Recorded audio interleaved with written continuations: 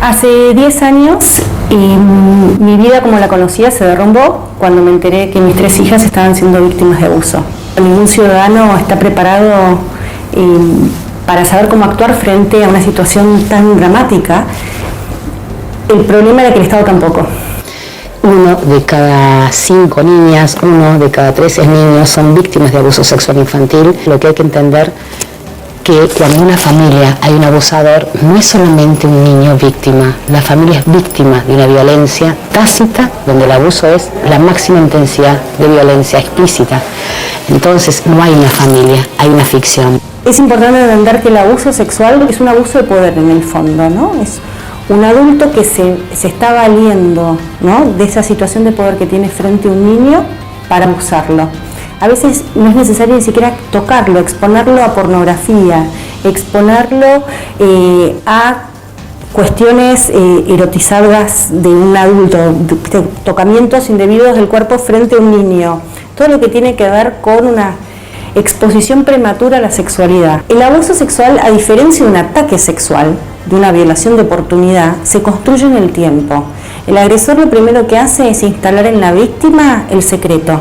De esto no podemos hablar, esto es un juego entre vos y yo, nadie te va a creer. El delito sexual infantil en la infancia es un daño minimizado y está mal cuantificado. Necesitamos elevar esas penas, elevar el umbral del costo de violar la ley. Este cambio legislativo es un cambio muy profundo,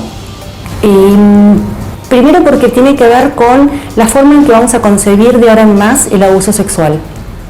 Vos fíjate que hasta ahora el abuso sexual sabíamos que ocurría, una docente iba y lo denunciaba, por ejemplo, y lo que establecía la ley era que el fiscal, o sea la justicia, el propio Estado, tenía que preguntarle a los tutores, a los padres o a los tutores de ese niño si podían investigar o no. O sea, el Estado estaba pidiendo permiso frente a la sospecha de un abuso sexual de un niño. El segundo gran problema es que el Estado se lo preguntaba al círculo familiar de los niños. El 80% del abuso es intrafamiliar, con lo cual en un gran porcentaje le estaba preguntando muy posiblemente a los propios agresores del chico. Un montón de víctimas, muchas denuncias, pocas comparada con la cantidad y casi nada de condenas. Entonces había una justicia que no actuaba cuando se la necesitaba.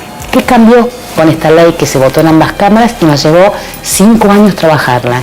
Empezamos en el 2014 con jornadas por todos lados, en las universidades, en el Congreso, convenciendo, enseñando. Cambia una palabra, pero un pequeño cambio y una gran protección, cambia el enfoque. Ahora, frente a cualquier denuncia, el Estado tenga la obligación de denunciar, sin pedir permiso y garantizando que los chicos estén protegidos. Los legisladores hacemos mejores leyes cuando los hacemos junto con los protagonistas de las políticas. Sabemos ahí si la ley es buena, si no, si les sirve. Y la ley que transforma el abuso sexual infantil en un delito de instancia pública indica ese camino. Una ley que les sirve a los protagonistas, que no es una carrera de obstáculos, que es una calidad en el modo en que el Estado cuida. Tenemos que empezar a hablar de abuso. Es un tema que tenemos que romper con el tabú. Porque un niño se respeta, un niño vale mucho en Argentina.